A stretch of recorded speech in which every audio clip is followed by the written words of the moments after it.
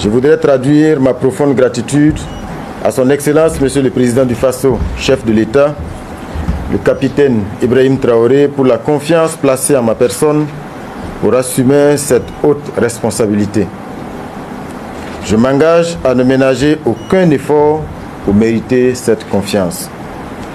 Qu'il me soit permis de rendre un hommage mérité à son Excellence, Monsieur le Premier ministre sortant, Maître Apollinaire Joachimson Kielem de Tambela, pour le travail abattu à la tête du gouvernement.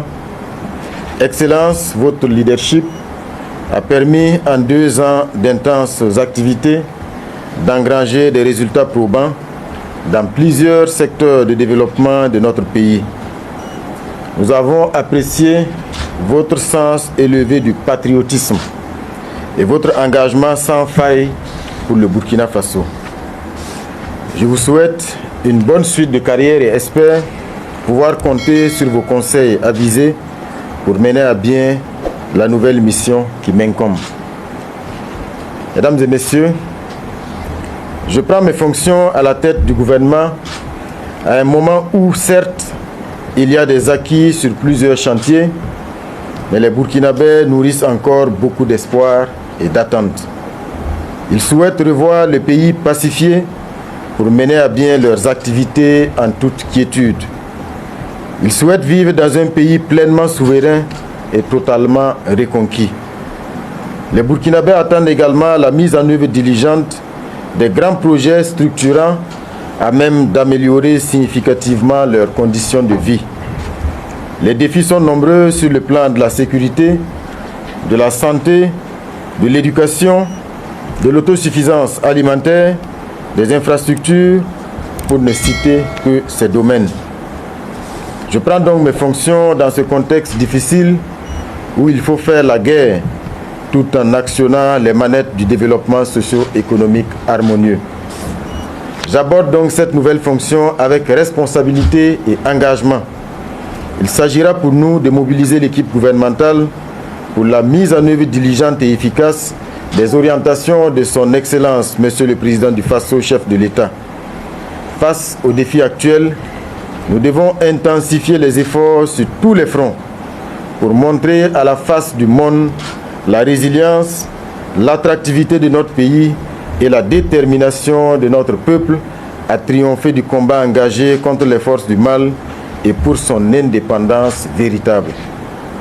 La tâche est immense, mais je n'ai aucun doute qu'avec l'abnégation, l'engagement et la détermination de tous, nous parviendrons à engranger des résultats probants en faveur du bien-être des Burkinabés. Mesdames et messieurs, personnel de la primature, je me considère comme un Premier ministre en mission et si je le suis, c'est que vous l'êtes également, puisqu'il vous appartient de m'accompagner dans la poursuite de la réalisation de la vision de son Excellence le capitaine Ibrahim Traoré, président du Faso, chef de l'État. Dans la mise en œuvre des missions qui nous sont assignées, je voudrais pouvoir compter sur votre précieux accompagnement. Je souhaite que chacun se mobilise pour jouer pleinement sa partition au bénéfice du bon fonctionnement de l'ensemble des entités de la primature. Pour chacun de vous, je reste disponible et ouvert à toute proposition pouvant améliorer le fonctionnement du service pour plus d'efficacité dans la réalisation de bonnes performances.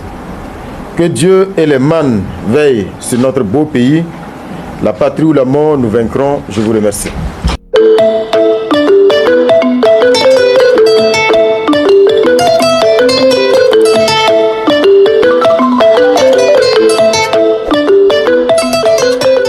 L'installation officielle de Rintalba Jean-Emmanuel Ouédraogo au poste de Premier ministre burkinabé, le 9 décembre 2024, marque une étape cruciale dans la trajectoire politique d'un pays confronté à des défis multiples.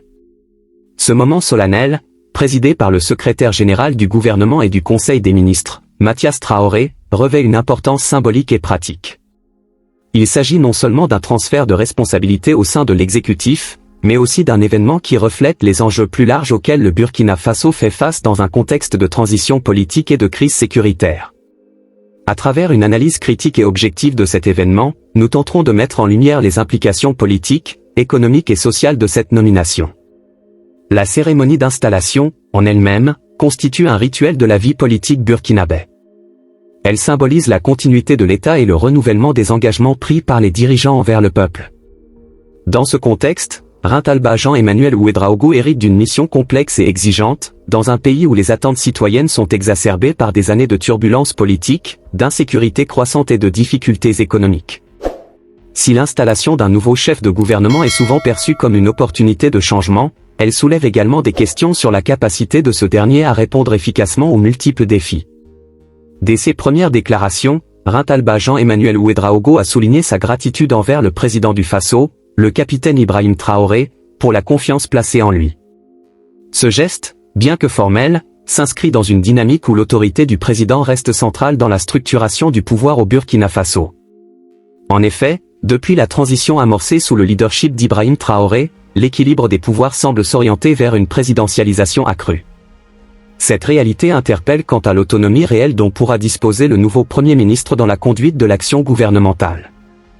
L'histoire politique burkinabé regorge d'exemples où les premiers ministres se sont retrouvés relégués à des rôles secondaires face à des présidents omniprésents. Dans ce contexte, les observateurs se demandent si Rintalba Ouédraogo parviendra à imprimer sa marque ou s'il sera contraint de jouer le rôle d'un simple exécutant des directives présidentielles. Dans son discours, le nouveau Premier ministre a également rendu hommage à son prédécesseur, Apollinaire Joachim Kielem de Tambla, saluant son leadership et les résultats probants obtenus durant son mandat. Si cet hommage témoigne d'un respect institutionnel, il reste empreint d'une certaine ambiguïté. Les termes employés, bien que flatteurs, manquent de précision et laissent planer un doute sur la nature exacte des progrès réalisés. Cette absence de détails pourrait être interprétée comme une volonté de maintenir une continuité apparente, tout en ménageant les critiques potentielles à l'encontre du gouvernement sortant. Dans un contexte où les citoyens attendent des résultats concrets, une telle approche pourrait être perçue comme un exercice de rhétorique, éloigné des préoccupations réelles de la population. Un élément clé du discours de Rintalba Ouédraogo réside dans son diagnostic des attentes populaires. Il a évoqué le désir des Burkinabés de vivre dans un pays pacifié, souverain et économiquement prospère. Ces aspirations, bien que légitimes, mettent en lumière les tensions profondes qui traversent le Burkina Faso. D'un côté, la lutte contre l'insécurité reste la priorité absolue. Les attaques terroristes, qui ont dévasté plusieurs régions du pays, continuent de poser un défi existentiel à l'État burkinabé. De l'autre, les enjeux de développement économique et social exigent une attention soutenue pour répondre aux besoins fondamentaux de la population. Cette dualité entre sécurité et développement constitue un dilemme majeur pour le nouveau chef du gouvernement. Rintalba Ouédraogo a également insisté sur la nécessité de mener une « guerre » tout en poursuivant le développement socio-économique. Cette formule, bien que frappante, soulève des interrogations quant à la faisabilité d'un tel équilibre. La mobilisation des ressources financières et humaines pour les opérations militaires laisse peu de marge de manœuvre pour investir dans des secteurs clés tels que l'éducation, la santé ou les infrastructures. De plus, l'insécurité compromet directement les efforts de développement en perturbant les activités économiques et en limitant l'accès aux services publics. Ainsi, la déclaration du Premier ministre met en lumière l'ampleur des défis, mais elle ne fournit pas de solution claire pour y faire face. Un autre point notable du discours est l'accent mis sur la souveraineté nationale. En évoquant la reconquête d'un Burkina Faso, pleinement souverain et totalement reconquis, Rintalba Ouédraogo s'inscrit dans une rhétorique patriotique qui résonne fortement dans le contexte actuel. Cependant, cette ambition soulève des questions sur la manière dont elle sera mise en œuvre, notamment en ce qui concerne les relations avec les partenaires internationaux. Le Burkina Faso, comme de nombreux pays africains, reste dépendant de l'aide extérieure pour financer ses programmes de développement. Dans ce cadre, l'affirmation d'une souveraineté véritable nécessite de repenser les relations économiques et diplomatiques du pays, une tâche ardue qui exige à la fois une vision stratégique et des capacités de négociation robustes. Le discours de Rintalba Ouédraogo s'est conclu par un appel à la mobilisation collective. Il a exhorté les membres de son équipe et les personnels de la primature à s'engager pleinement dans la mise en œuvre des orientations présidentielles. Cet appel à l'unité et à l'engagement est essentiel pour maintenir une certaine cohésion au sein de l'administration publique. Toutefois, il reste à voir comment cet engagement se traduira en actions concrètes. Dans un contexte où les ressources sont limitées et où les attentes sont immenses, la capacité à prioriser et à exécuter efficacement les projets sera déterminante. En analysant les premiers mots du nouveau Premier ministre, plusieurs dynamiques émergent. Tout d'abord, son discours reflète une volonté de continuité, mais aussi une reconnaissance implicite des limites de l'action gouvernementale précédente. Ensuite, il met en avant les défis structurels du Burkina Faso, sans pour autant proposer de feuilles de route détaillées pour les surmonter. Enfin, il adopte une posture de rassemblement, en s'appuyant sur des valeurs de résilience et de détermination, mais cette posture devra être soutenue par des actions tangibles pour maintenir la confiance de la population. La nomination de Rintalba Jean-Emmanuel Ouédraogo intervient à un moment critique pour le Burkina Faso. Si son installation marque un nouveau départ, elle ne garantit pas le succès de son mandat. Le véritable test résidera dans sa capacité à transformer les promesses en réalité, à fédérer autour d'une vision claire et à naviguer dans un environnement politique et social complexe. Dans cette optique, les semaines et mois à venir seront déterminants pour évaluer si ce nouveau leadership peut répondre aux attentes d'un peuple en quête de stabilité et de progrès.